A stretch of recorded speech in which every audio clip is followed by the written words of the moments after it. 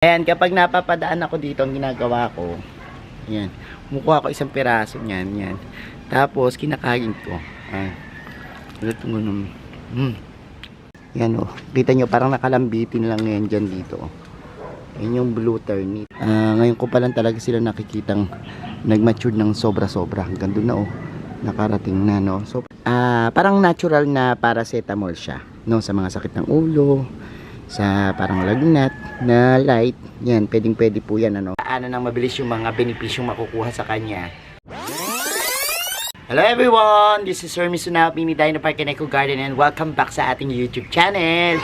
And for today's video, ano nga ba pag-uusapan natin? Kapag dumadaan po ako dito sa part ng aking garden na ito, talaga namang ang dami ko nakikitang mga bulaklak nila, no, nung halamang ito na nagsulputan na at talagang lumago na, no. At minsan nagiging parang gubat-gubat na sila, no, dito sa ating garden. Pero alam niyo po ba na napakaganda ng benepisyo sa akin nung halamang ito? Kasi nung mga times na talagang masakit yung ulo ko, masama pakiramdam ko, minsan pumipitas na lang ako. Dati ginagawa ko pa silang tiyaan, no? Pero ngayon, pinipitas ko na lang. Tapos minumukbang ko pag dumadaan ako, ano. At nakikita ko na masarap sa pakiramdam, gumagaan yung pakiramdam ko at healthy, no, para sa akin. Ang tinutukoy ko pong halaman ay yung ating blue ternate, no. Before, nakagawa na tayo ng ilang video tungkol sa kahalagahan ng blue ternate. At the same time, yung nakita nyo ba yung before natin ginawa na talagang nagpatak tayo ng kalamansi, tapos nag-iba yung kulay, ano, mga experiment natin sa blue ternate. Pero ngayon, pakita ko sa inyo yung halaman ko kung gaano na sila lumago, tapos pag-usapan natin, ano, at paraanan ng mabilis yung mga benepisyong makukuha sa kanya. Tapos kapag halimbawang dumadaan ako, kasi pinipitak siya, kakain tayo mamaya ng hilaw na bulaklak niyan, ano. At makikita niyo yan sa ating pagbalik, kaya kung ready na kayo mga ka-MDP, tutok lang po.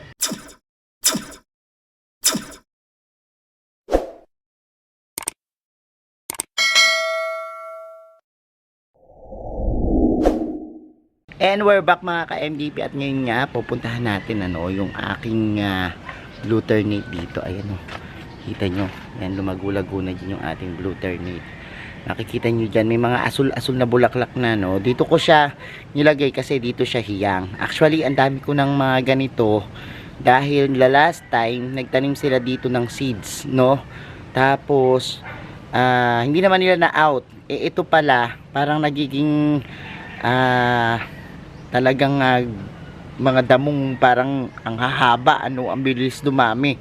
Kaya naman makikita nyo mamaya dun sa ating area sa likod, ang dami rin ito, yung iba nga natutuyo na, no. Pero pakita ko muna sa inyo na malapitan ko yung sinasabi kong blue ternate, tas discuss natin yung mga benefits, kasi baka makatulong to sa inyo, no, lalo na yung mga gustong gumaan yung pakiramdam, tapos mabawasan yung mga sakit nila, baka makatulong, ano. Pakita ko na sa inyo. So ito na yung aking blue ternate. Actually, ito, dito ko nilagay kasi nung nandoon yan sa ibang part ng garden natin, mabilis matuyo. Ito, may mga tutuyo. Ganyan kasi yan, no? Kapag hindi nadidiligan, ang bilis matuyo, tas ang bilis pumangit ng dahon. Pero dito sa side na to kasi, mas malapit siya sa source of water. Ang nangyayari, nadidiligan siya kaagad. So, ayan, humaba na siya. Tas may nakarating na, gumapang dito sa may gumamela namin. Tapos, ayan, no, kita nyo. Pagapang na siya ng pagapang. Kita niyo yung mga bulaklak niyang asul nandiyan dyan, ano. So tingnan natin at puntahan. Ito. Yan, oh. Kita niyo parang nakalambitin lang ngayon dyan dito. Yan yung blue ternate, ano. Ayan, ang daming mga bulaklak. Yan. Tingnan natin dito, oh, mga nakalawit. Sa mga hindi pa nakakakita ng blue ternate, ayan. Madalas yung nilalagay sa mga salad, ano. Ako, ginagawa ko yan minsan kapag halimbawa nagbe-vegetable salad kami, nilalagyan ko nito yung mga bulaklak. And even sa mga restaurant, yan, yung mga nagsiserve ng healthy foods, talaga makikita nyo na minsan merong mga ganito, oh. Yan. Mga ganyan. Tapos, yung iba naman, ginagamit to sa tsaano, yung blue tea na tinatawag. So, tayo, gumagawa rin tayo yan. Tapos, minsan ako kasi, yan, inaano ko to, ilalagyan ko ng kalamansi para masarap, tsaka ng pipino, no?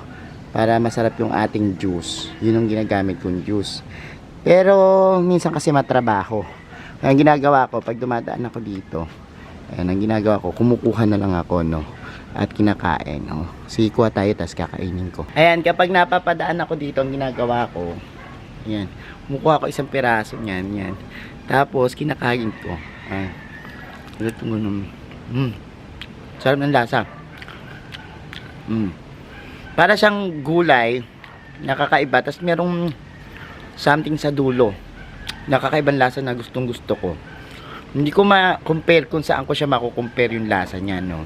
Pero sa una, pag kinagat mo siya, parang gulay lang siya. Tapos eventually, kapag halimbawang tumatagal, yung pinakadulo, yun yung parang may something na kakaiba na masarap para sa akin.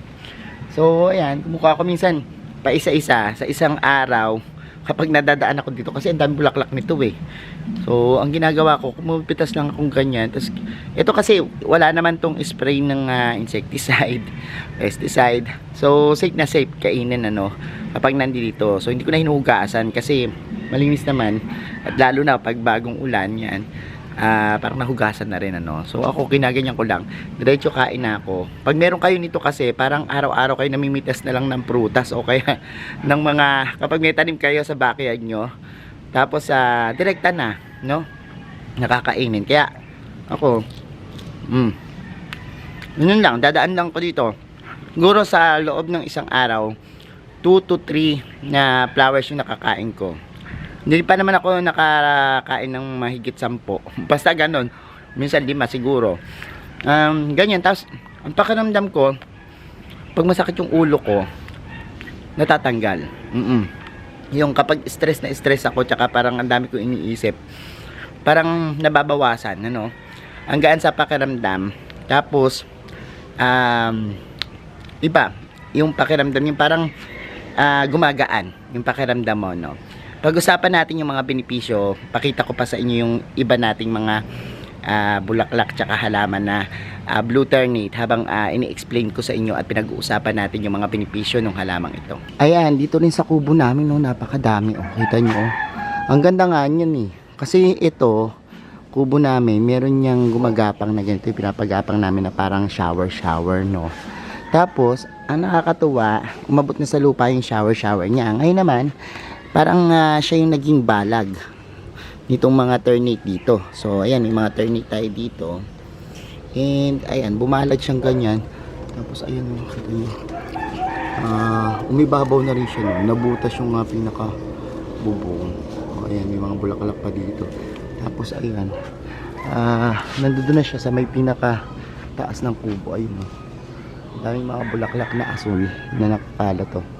Napakadami. Ayan, dito dun sa aming part ng garden na ito, dyan po talaga, ayan, nagkaalat yung ating blue ternate, ano. Kita nyo, mga bulaklak na yan. Ayan, natuyo na nga iba dito, oh. Sabi ko sa inyo, pag walang source of water, pag konti, hindi nag-uulan, ganyan, no. Oh. Ang bilis nila kasing kumapal, no. Parang na-i-invade nila yung ating garden, ano. Kapag halimbawang sobrang maganda to kung may trellis kayo, balag yan, o kaya merong gapangan, ano, para mapaganda nyo. Tapos tingnan natin, ano, kasi ito nanggaling to sa seeds. Ang dami nga, oh. Sayang yung iba dito namamatay, kamatay na, oh. Ang dami, bilis nilang dumami. Anyways, marami naman silang dito, kaya ayan, tabas na lang namin yung iba, no. Pero yung ibang gumagapang, okay pa naman. Ang dami nito before. Ayan, so nagkalat lang dyan. And before, nakakuha kami ng seeds niyan, tapos yun yung tinanim namin. So ngayon, hindi ko alam kung paano pagkuha ng seeds, ano, dahil ngayon ko pa lang talaga sila nakikitang nag-mature ng sobra-sobra. Hanggang doon na, oh, nakarating na, no. So pag-usapan natin, ito kasing mga blue ternate, maganda po siya sa mga nagda-diet, no, kasi pampagaan ng timbang, weight loss, ano. Bagay na bagay yan. Tapos sabi ko nga, pag dumadaan ako, minsan kinakain ko't minumukbang yan. Kasi nga, parang natural na paracetamol siya, no, sa mga sakit ng ulo, sa parang lagnat na light. Yan, pwede po yan, ano. Sa mga may problema naman sa paningin, yung mga nanlalabo yung paningin, maganda rin po ito, no, yung ating Bluternate, no.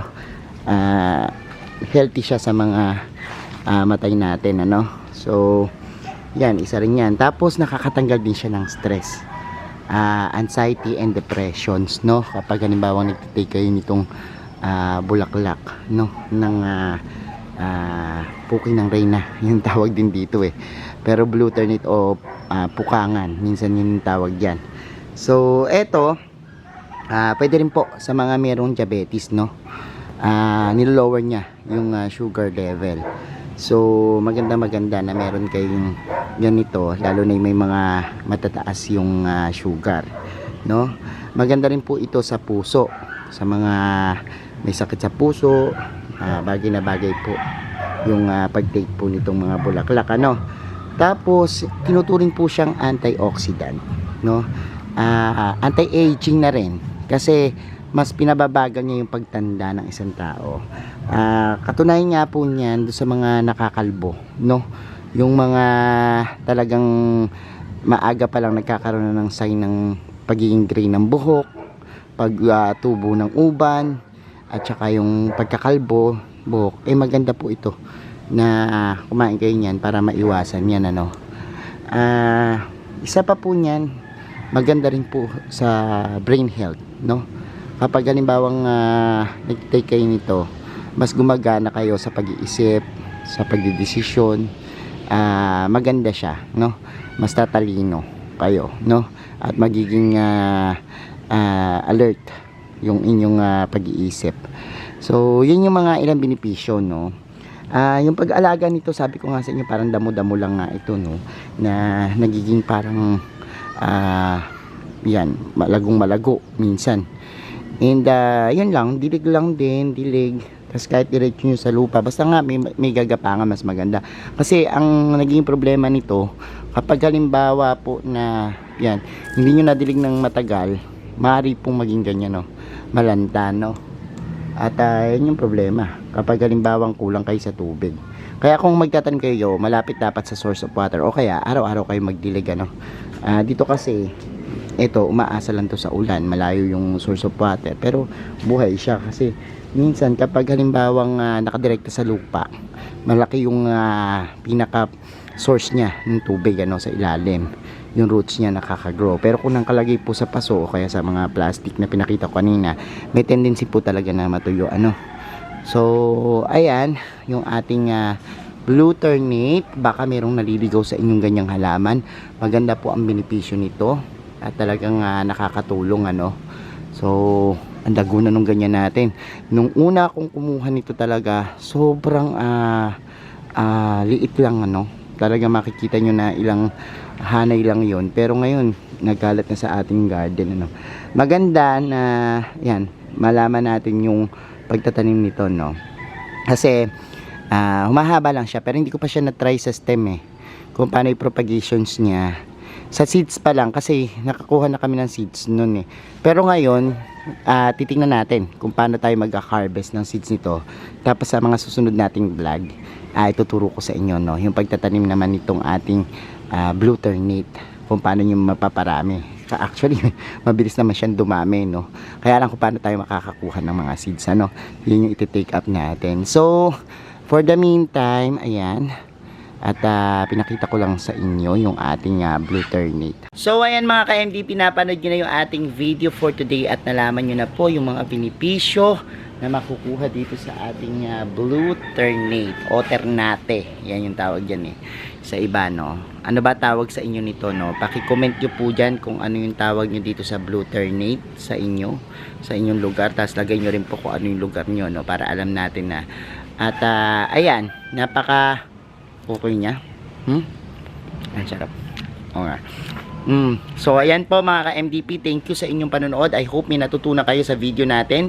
Sa mga hindi pa nagsasubscribe, kung bet na bet nyo po yung ganitong usapan, plants and gardening, pati po yung mga benepisyo ng halaman, yung mga halamang gamot na makakatulong sa atin, mag-subscribe na po kayo, no?